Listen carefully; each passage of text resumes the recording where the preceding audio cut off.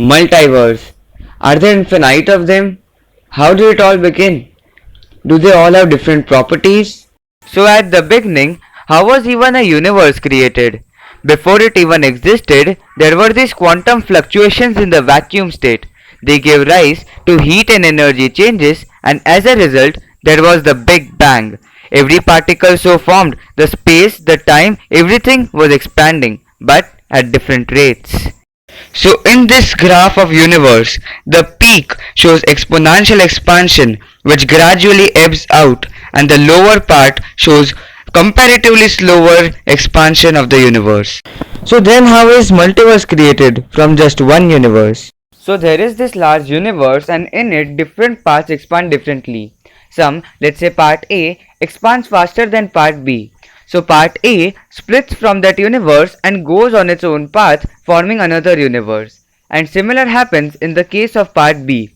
Now, both these universes, part A universe and part B universe, divide further, and those divide even further.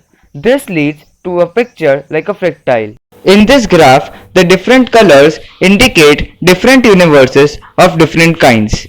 Each universe in itself is dynamic. It has its different physics, chemistry, and biology.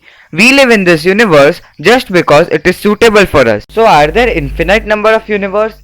The scientists had predicted that before, but then after some calculations they had the number 10 raised to power 500 universe. And that can be explained using the string theory. Let's take this apple. This apple contains of several atoms, and each atom consists of the nucleus. Each nucleus consists of the neutrons and protons, each of which further contain the quarks. But here's where the conventional idea stops, and the hypothetical idea of the strings come in.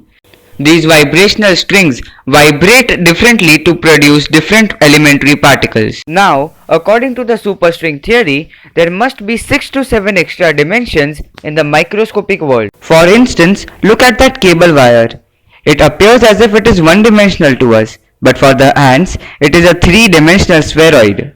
So the strings curl around, and the manner in which they curl are many.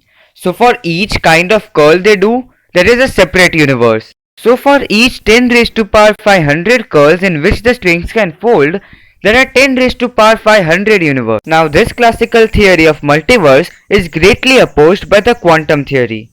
It says that there is an universe with infinite number of possible histories. Each history has its own probability, and what we are living in is the most probable one.